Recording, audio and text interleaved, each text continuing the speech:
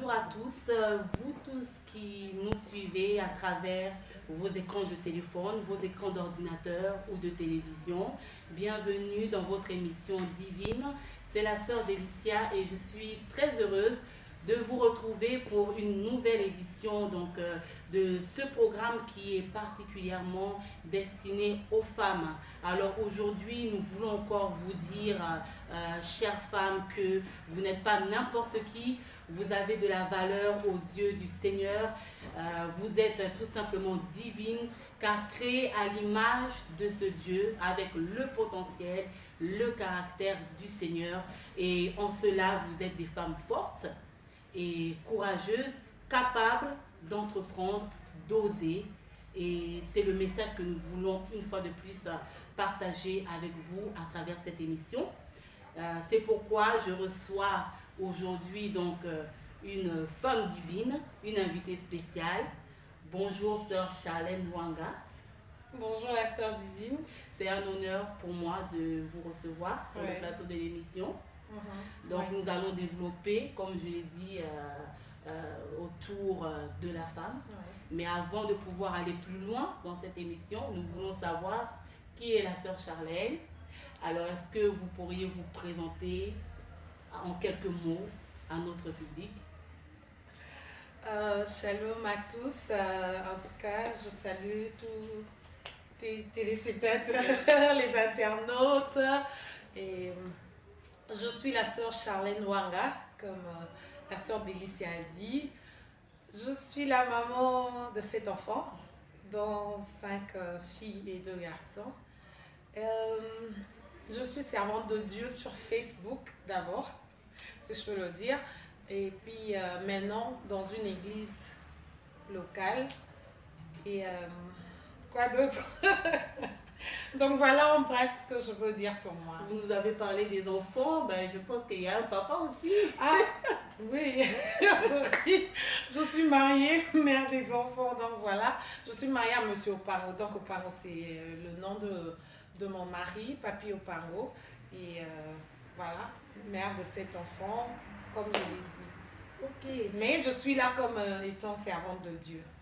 D'accord. Alors, sœur Charlène, vous avez un appel particulier, un ministère vraiment qui est spécial. Alors, est-ce que vous pouvez nous en dire un peu plus par rapport à l'appel que vous avez reçu du Seigneur? Je peux dire que je suis appelée dans la restauration des couples mariés, en fait. Et je dis souvent que je suis appelée aussi pour les célibataires. Donc, je suis comme une ambassadrice des célibataires.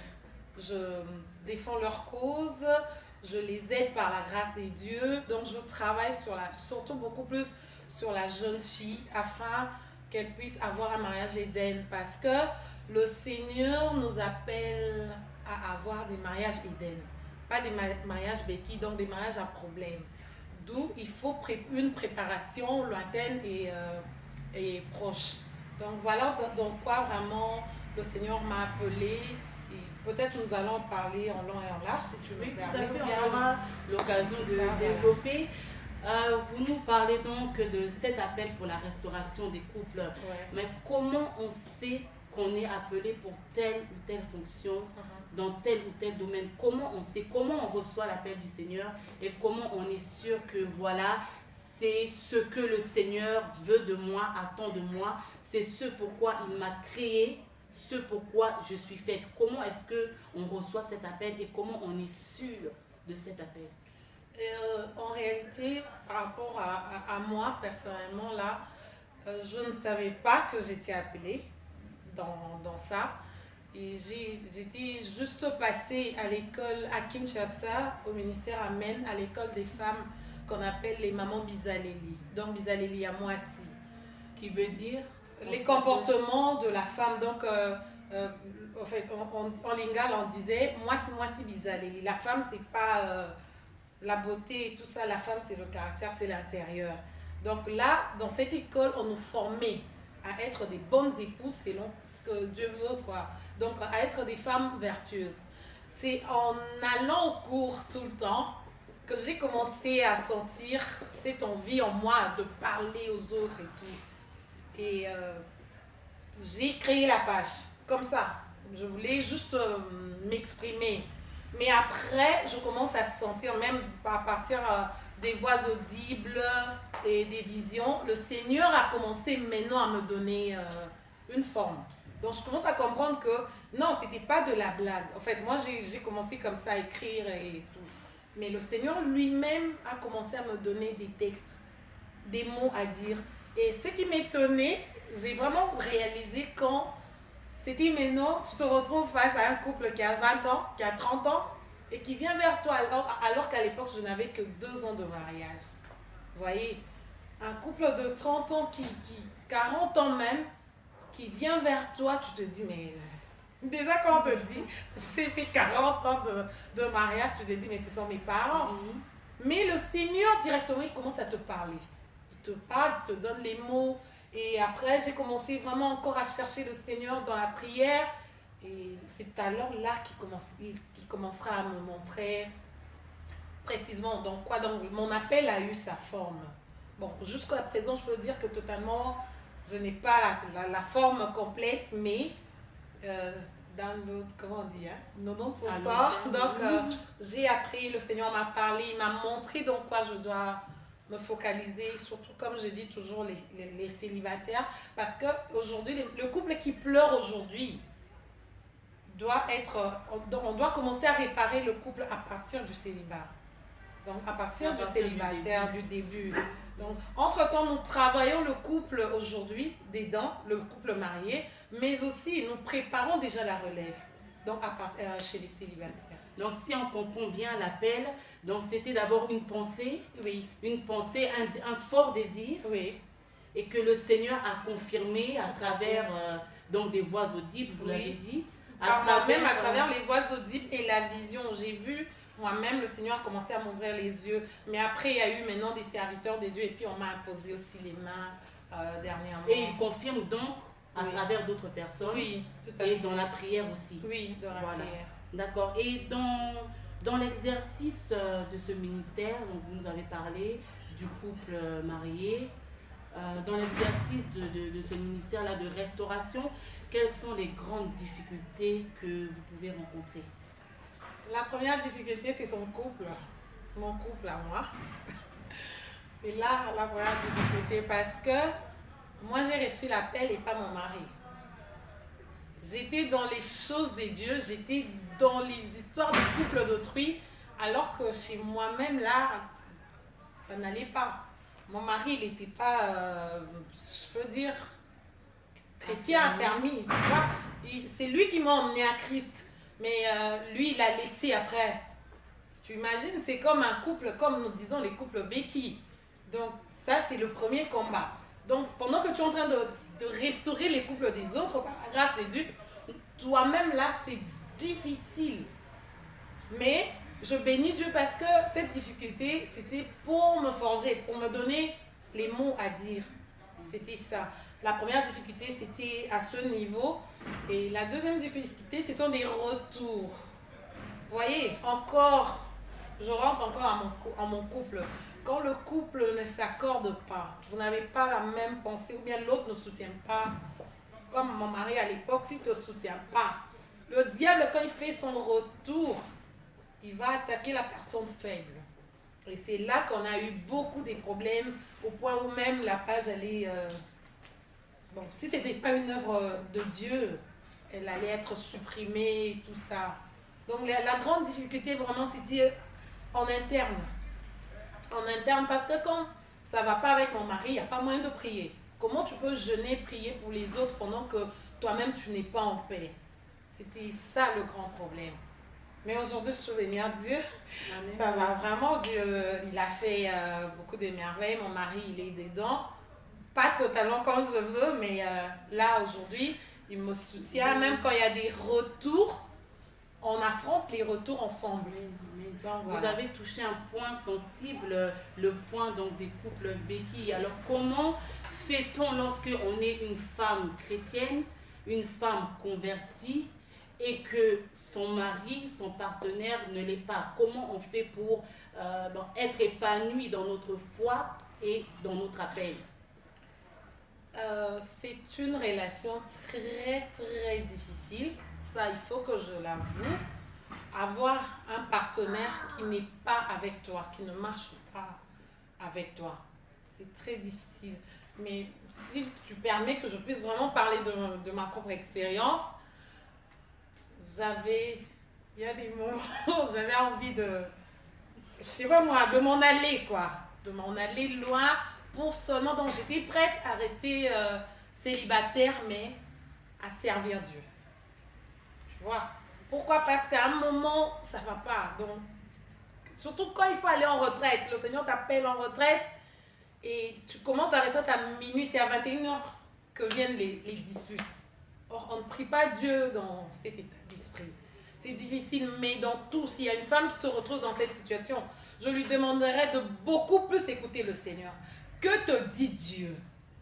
Tu vois, il faut que les oreilles soient ouvertes et aussi les yeux. Parce que moi, le Seigneur me révélait beaucoup, alors il te parlait par voix audible. Et à l'époque, mon mari ne comprenait rien. Tu t'imagines, tu es en train de nettoyer, de faire la vaisselle. Le Seigneur te parle. Maintenant, dois-tu arrêter de faire cette vaisselle et d'écrire? Parce que si je n'écris pas, j'oublie. Lui, d'ailleurs, il disait, non, mais c'est quel Dieu ça? C'est quel Dieu? C'est quel Dieu? Tu vois un peu? Parce qu'il ne comprenait pas. Mais moi, dans mon cœur, j'ai intercédé. Et il y a des moments, j'arrête, tu vas vite, tu écris rapidement, tu reviens. Donc, tu utilises la sagesse. Parce que tu ne peux pas seulement te limiter à obéir à l'homme. Parce que la Bible nous dit que la femme doit être soumise. Mais la soumission de la femme a une limite devant la parole de Dieu. C'est ce que beaucoup oublient. Et c'est ce qui fait souffrir aussi plusieurs épouses, chrétiennes surtout. Tu vois, on a peur de nos maris, on a peur nous mettons nos maris à la place des dieux. Pourtant, le souffle de vie de cet homme vient de Dieu, de ce Dieu-là que tu implores nuit et jour. La femme est une princesse. La femme est la cadette de Dieu. La Bible le dit même dans 1 Pierre 3 là-bas, que l'homme doit considérer la femme, doit vraiment bien la traiter, sinon ses prières ne seront pas exaucées. Donc nous devons connaître cette identité, pas pour devenir rebelle, non. Dieu n'appelle pas des femmes à la rébellion. J'insiste encore, il faut que la femme puisse écouter Dieu, beaucoup plus. Parce que cette femme qui a une relation intime avec Dieu saura amadouer son mari. Il y a encore la sagesse qui joue, il y a aussi l'intelligence. C'est comme nous disons même sur la page, la femme a un pouvoir en elle. C'est vrai que ton mari ne veut pas, ton mari ceci, tout ça c'est difficile. Maintenant tu dois utiliser aussi ta sensualité. Hein? Là, on entre dans un autre domaine, mais je retiens déjà deux mots qui reviennent, la sagesse. Ouais. La sagesse selon Dieu. Alors, lorsque vous rencontrez justement ces difficultés-là sur votre parcours, là on s'adresse aux femmes, on parle à une femme. Lorsque les difficultés se présentent, comment les surmonter? Est-ce que vous avez des conseils pratiques ou concrets à apporter à une femme qui traverse telle ou telle difficulté, que ce soit dans sa vie personnelle, dans son appel ou dans son ministère? Je dis ceci à mes femmes là, que j'encadre par la grâce de Dieu. Par exemple, chaque fois que nous avons des conférences, il y a les maris qui se lèvent. Non, tu n'iras pas, tu n'assisteras pas. Seulement quand il y a des grands événements ou bien quand il y a des retraites. Je leur dis, il faut utiliser l'intelligence. Tu es femme, en toi il y a un pouvoir. C'est ce que tu dois utiliser aussi. C'est vrai que tu es en train de prier, Seigneur, j'ai envie de participer à tel événement. Je dois ceci, cela. Mais il y a ta partie physique qui doit fonctionner. Tu dois être poli. Ces jours-là, tu dois vraiment, je dis, s'il faut jouer même à l'hypocrisie, tu dois descendre. Si tu ne savais pas comment on descendait là, on devenait vraiment très humble. Tu dois descendre, c'est la stratégie. La femme a un pouvoir. Donc, sagesse, stratégie. Parce que quand tu sais que ton mari, il ne voudra pas que tu ailles à tel endroit, c'est ce temps-là que tu dois vraiment l'amadouer. Tu dois le séduire à fond. Tu vois, la séduction, mais toujours la prière. Tu séduis ton mari, comme je dis, c'est vrai, tu lui fais des mets, la succulence, qu'il aime et tout, tu rajoutes le Saint-Esprit. Tu veux coucher avec lui, il y a des enfants, certainement, vous allez m'excuser d'aller un peu à ce niveau.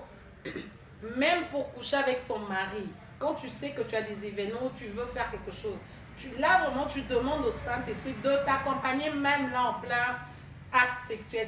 Il y a plusieurs épouses qui pensent que Dieu est seulement le Dieu qui donne des enfants, qui donne ceci. Dieu, il agit même au travers le rapport sexuel. C'est la partie des femmes spirituelles, ce que nous négligeons. Donc, c'est là que tu dois, je peux dire, multiplier les tacts, les stratégies du point de vue sexuel, de la cuisine et tout. C'est ce qui fera que, je ne sais pas moi, que cet homme soit vraiment, je ne sais pas moi, possédé et tout. Mais tout homme qui est bien nourri sexuellement et aussi par la bouche, quoi. Et là, quand il y a encore le Saint-Esprit qui se rajoute, cet homme-là, Akitaka, il descend. Tu vois, c'est le pouvoir, c'est ce que les femmes oublient. Il y a un kit complet.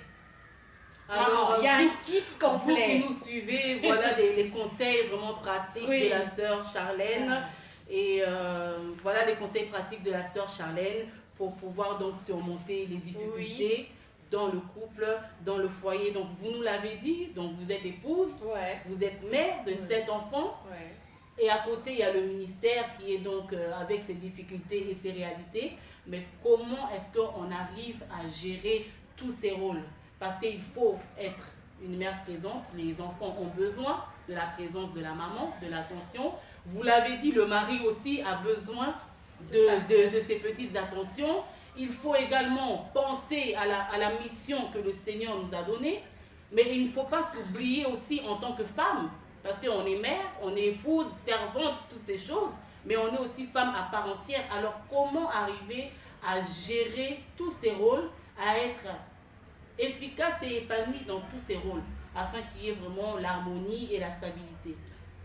Maman Délicia, c'est juste une question d'organisation. Je sers Dieu sur Facebook, beaucoup plus. L'église locale, c'est juste mercredi et dimanche.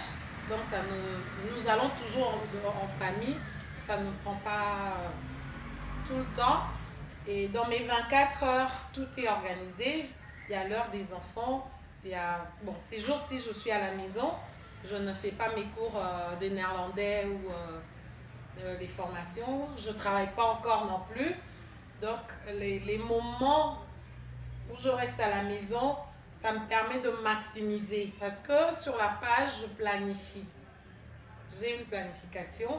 Donc, je peux sacrifier mes 24 heures ou bien 2 jours pour planifier toute la semaine ou bien 2 semaines.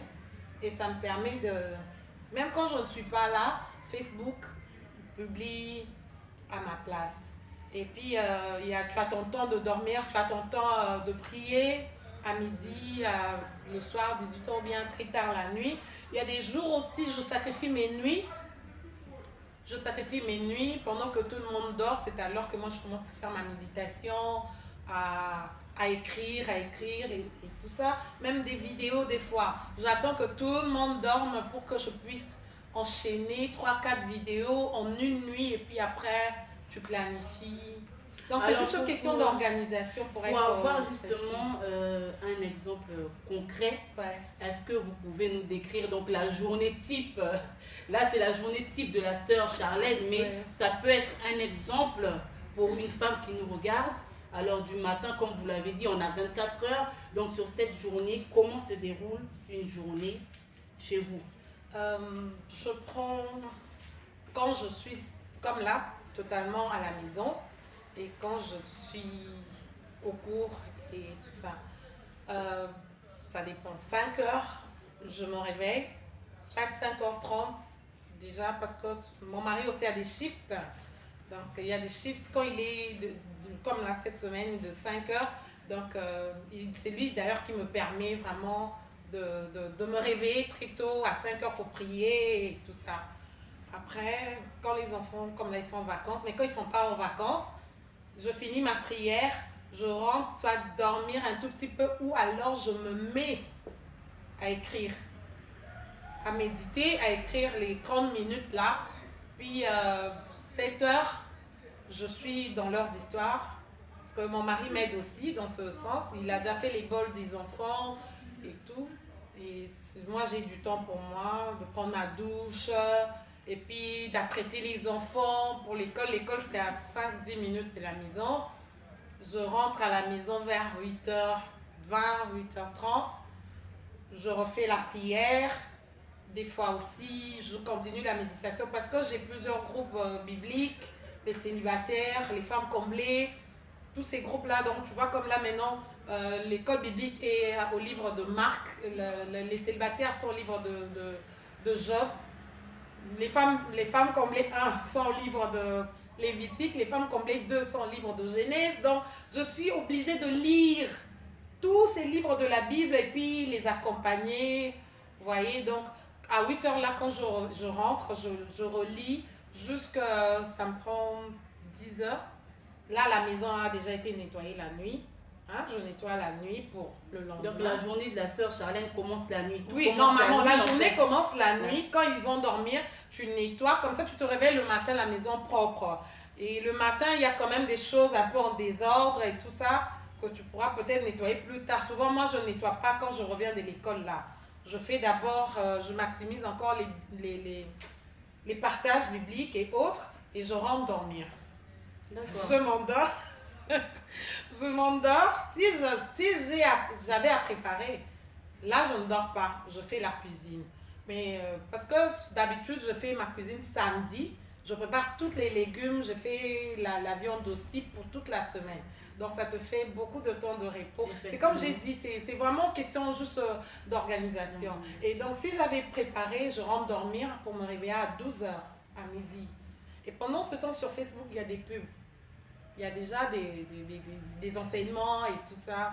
Et quand je me connais, à 12h, je me réveille, je fais ma prière de midi, je finis. Là, je commence à répondre à aider les amis qui viennent. Mère, aide-moi, mon mari a fait ceci.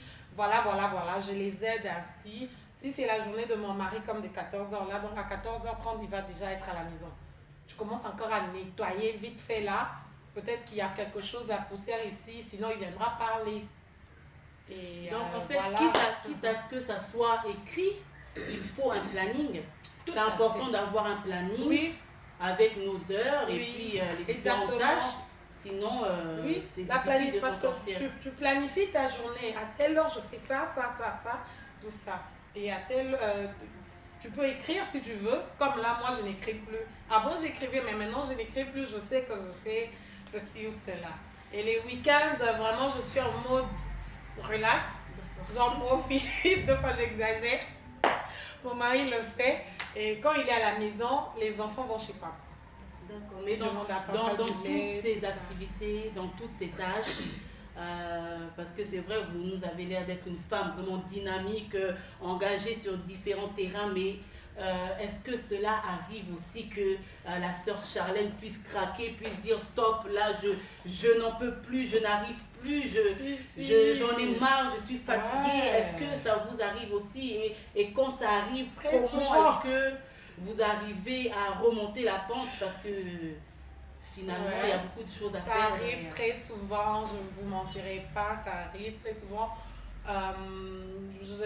J'aimerais vraiment d'abord là parler aux couples qui cherchent des enfants.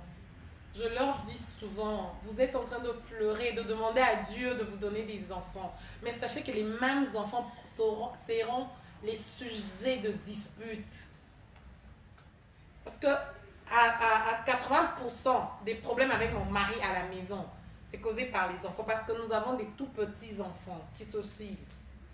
Et tu nettoies, ils abîment. À peine tu as fini, à peine ils salissent la maison. Et papa, surtout que comme moi, je suis une femme un peu trop smartphone, si je peux le dire, parce que tout se passe sur smartphone. Et pour le mari, ça sera des problèmes. Tu es tout le temps sur téléphone, tu es tout le temps là en train de parler avec des gens. Tu vois, c'est des problèmes à cause des enfants. Pourtant, maman a nettoyé, pourtant, maman a donné. Il y a des moments où tu donnes à manger, ils ne veulent pas. Ils ne veulent pas manger, puis après un temps, tu laisses. Tu vois tout ça là. Quand ça se multiplie, c'est là que j'ai envie de craquer. Il y a des moments où je dis non, moi je veux partir de cette maison et comme ça, papa, tu verras que ma journée elle est pleine. Parce que tu te dis, on ne reconnaît pas tes efforts. On ne reconnaît pas tes efforts, c'est tout. Pourtant, la saleté, là, c'est pas toi. On sait bien que c'est Mercy qui a fait, c'est elle qui a fait, tu vois. C'est pas moi. Moi, je suis la maman, certes, je dois les gérer, je dois ceci. Mais il y a un moment, on doit laisser les enfants jouer. Et puis après, tu leur dis au prime, ils vont tout prendre leurs histoires, partir. Mais même quand je nettoie, papa, tu as vu que j'ai nettoyé, mais tu es encore en train de parler, tu vois. J'ai envie de craquer. Là. Et il y a encore l'autre côté du ministère. Tu es là en train d'aider les gens, ils ne savent pas dans quoi tu passes. Parce qu'il y a des moments où tu es en train de servir Dieu, mais dans la galère. Je sers Dieu, mais il n'y a pas de courant chez moi pendant 2 semaines à cause des factures. Tu sers Dieu, tu aides, tu es là pour l'amour des dieux et le salut des autres. Mais les mêmes personnes pour qui tu te sacrifies t'insultent. Les mêmes personnes pour qui tu te sacrifies se rebellent contre toi. Et au même moment, tu as des problèmes avec ton mari. Tu comprends? Tu te retrouves, c'est comme la fin du monde, tu te dis, mais j'en peux plus. Seigneur, moi je laisse, et le mari, et le ministère, et tout ça là, je laisse, je veux m'en aller. Pour répondre à ta question, comment tu fais pour remonter? Il y a toujours des gens. Comme là, il y a mon pasteur. Je l'appelle, je lui dis, je lui écris souvent, je dis, papa, shalom. Je compte faire quelque chose qui ne te plaira pas du tout. Déjà, je m'en excuse. Et là, qu'est-ce qui se passe, ma fille? Qu'est-ce qui se passe? Je dis, mais papa, je suis à bout. Encore un peu. Tu sais, il y a des moments quand tu es à bout, tu peux devenir impoli. Ça arrive, hein. Même avec mon mari, il y a des moments où je sens vraiment que je dis, ce garçon, je vais mal lui répondre. S'il continue, ça continue, tellement tu y es submergé. Ça va pas, tu dis encore un peu, non mais tu te retires, tu vas à la chambre, quand tu te retires, il te suit encore à la chambre, il commence à parler, je dis, mais Seigneur, je suis en train de fuir, si j'ouvre ma bouche ici, c'est l'impolitesse. Mais là, il y a le pasteur qui aide, qui te dit, non maman, descends. Est-ce que tu imagines toutes ces femmes qui te suivent? Tu imagines ça? Non, ne me fais pas honte à Dieu, ne fais pas honte. Il commence à te dire, non, s'il te plaît, je t'en supplie, regarde l'église, regarde. Quand on te dit ça directement, je dis, donc c'est important de parler à quelqu'un dans ces moments-là, c'est important de pouvoir se confier mais pas à n'importe qui. Pas à n'importe qui. Même sur la page, j'ai des mamans. Il y a maman Nati, maman Lina. Il y a mon équipe des mamans, là, les femmes restreintes. À elles, je me confie 2 fois. Je vais pleurer, je pleure. Je pleure. Quand je termine de pleurer, et là, maintenant, tu vois une d'elles qui dit non, on doit aller en retraite, on doit la soutenir. Non, mère ne vient plus, reste à la maison, repose-toi, sors, va prendre de l'air. Parce que tu as des bonnes personnes. Mais si tu vas te retrouver, tu vas te confier à des mauvaises personnes, c'est toi qui perdras. Moi, j'ai vécu cela. Je disais mes choses, mes problèmes de couple, même à ma belle famille. C'est très dangereux de raconter ces histoires à la belle famille. Tu te diras, c'est leur fils. Non, mais je dois aller là-bas, je ne dois pas aller dans ma famille. Elle va se retourner contre toi. Tu dis des choses, non, mon mari se dit, je n'en peux plus. Mais on dit à leur frère, mais cette femme-là, elle n'a pas déjà un amant. Tu vois? Et à ma famille, j'ai ma soeur à qui je me confiais aussi. La seule qui me comprend, la seule même qui a compris mon appel depuis longtemps. Mais justement, comment savoir à qui se confier? Parce que vous l'avez dit, on a besoin. À un moment, tellement ça monte et on va exploser.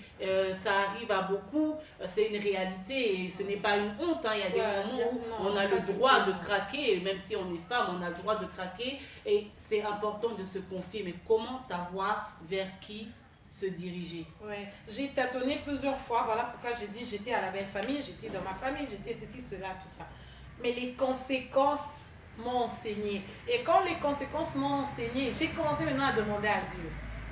Seigneur, tu as dit que nous puissions nous confier à tes serviteurs. Moi, je n'aime pas trop aller parler au pasteur. Mais si seulement c'est ta volonté, permets-moi que je puisse parler au pasteur et que je l'appelle qui décroche. Moi, je mets des signes comme ça. Parce qu'il y a des moments, ton pasteur, tu l'appelles, il ne décroche pas. Ah là, tu te dis, non, non, non, je laisse, Dieu ne veut pas. Moi, je demande des signes et puis j'aime que le Saint-Esprit puisse me parler, qu'il me parle, parce que nous sommes des femmes chrétiennes. Nous ne devons pas marcher selon la chair. Parce que cette chair-là va se retourner contre toi. C'est comme j'ai dit, j'ai marché selon la chair. Tu es allé parler de ton mari à ta belle famille. Croyons bien faire, mais ça s'est retourné contre toi. Tu es allé parler des choses de ton couple à ta soeur et tout ça, tout ça. Mais après, tu étais à la conférence. Ma soeur aînée, qu'est-ce qu'elle a dit? Moi, je ne voulais pas venir dans leur maison. Pourquoi? Parce qu'ils se chamaillent trop. Ta soeur à toi qui devait prendre ta part, mais elle ne prend pas ta part. Pourquoi? Parce qu'il y en a de trop. Babaye, comme on dit en lingala.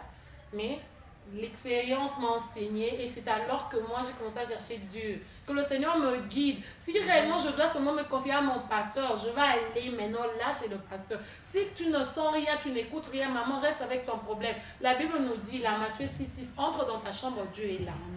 Entre dans ta chambre, dans le silence, Dieu est là. Dans le secret, au fait, c'est ce que ça veut dire. Parce que cette oreille qui t'écoute aujourd'hui peut être un micro, un haut-parleur. L'oreille t'écoute, mais demain, ça devient un haut-parleur. Toi, tu dis ici, ça sort là-bas. Donc, de nous-mêmes, nous ne pouvons pas forcément savoir les bonnes personnes à qui se confier. Mais Dieu lui-même a dit, invoquez-moi, je vous répondrai. Donc, Dieu parle, Dieu répond à nos interrogations, à nos prières. Vraiment, Sœur Charlène, nous vous remercions pour le partage de votre expérience très enrichissante. Alors, pour terminer, vous nous avez beaucoup parlé de la page Facebook. Alors, est-ce que vous pouvez nous en dire un peu plus? Nous voulons bien comprendre quelle est cette page Facebook sur laquelle vous passez tant de temps. En fait, la page s'intitule « Mère, dis-moi tout sur ma vie et celle de mon couple ». Déjà, l'intitulé dit tout. Malheureusement, certaines personnes pensent que je suis, je ne sais pas moi, voyante, parce qu'on dit « dis-moi tout », ils pensent que c'est la prophétie ou quoi. C'est vrai, j'ai le don aussi prophétique, mais ce n'est pas ça en fait le but. Mère, dis-moi tout, c'est comme on donne des leçons en amont. En amont, déjà, on te donne des conseils. Les problèmes que tu rencontreras, voilà la solution. Tu dois gérer ça. Il y a les conflits dans le couple, ça viendra comme ça, comme ça, comme ça. Il n'y a pas seulement le physique, il y a aussi le spirituel qui joue. Il y a les maris de nuit qui entrent en compte. On te donne des enseignements au préalable. Quand il y aura des problèmes, tu sauras toi mettre en pratique ce qu'on t'a dit. Même pour les histoires de lit, tout ça là, on explique. Et c'est gratuit. C'est à la portée de tout le monde. On te dit que voilà, le mari c'est ça, ça, ça. Mari, voilà ton épouse, il faut... le corps de la femme fonctionne comme ça. Il y a des femmes clitoridiennes, il y a des femmes vaginales et tout ça. Donc, il ne faut pas prendre la femme comme toutes les femmes. Ton épouse, à toi, tu dois apprendre à la connaître. Donc, nous entrons en détail dans tout, si je peux dire. Tout là, ça dit sur ma vie. Dis-moi tout sur ma vie. C'est ma vie chrétienne. On parle du pardon, on parle de tout. Donc, tout est basé sur la Bible. Et ma vie de couple, maintenant, le couple aussi sur base toujours biblique. Parce que le mariage est une conception de Dieu. On ne peut pas utiliser le mariage, le produit mariage sans respecter les règles. La notice de Dieu, c'est la Bible que nous utilisons. Voilà la page. Mais à côté, il y a aussi la formation parce que il y a la femme, elle ne doit pas aller au mariage seulement parce qu'elle est femme, non. On doit lui apprendre à prier, à donner, à tout ça là. Tout se trouve dans la Bible, d'où on doit lui apprendre à lire la Bible. La raison pour laquelle nous avons une école biblique, où nous apprenons la Bible de Genèse, Apocalypse, de là en là. C'est vrai, on n'a pas fait la théologie, tout ça. On n'entre pas trop dans des histoires compliquées là, non. On apprend juste à lire, à partager les livres de la Bible et tout ça. Donc, tous les groupes, c'est pareil. Que ce soit les femmes comblées, que ce soit tout ça. Donc, la page a aussi plusieurs groupes, comme je dis. Il y a les femmes comblées, en réalité, c'est par prophétie, c'est par révélation. Ce ne sont pas des femmes comblées, ce sont des femmes pleureuses. Elles sont trahies, elles sont battues. Ces femmes-là qui souffrent dans leur mariage. Et nous, par la grâce de Dieu, nous les aidons d'abord à apprendre la Bible, à comprendre ce que c'est le mariage au travers des Écritures.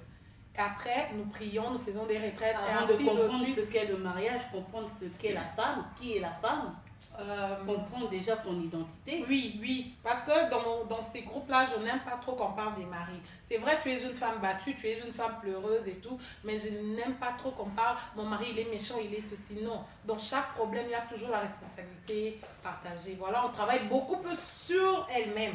Donc on doit travailler sur son identité, sur son caractère. Il y a plusieurs femmes qui ne connaissent pas leur identité.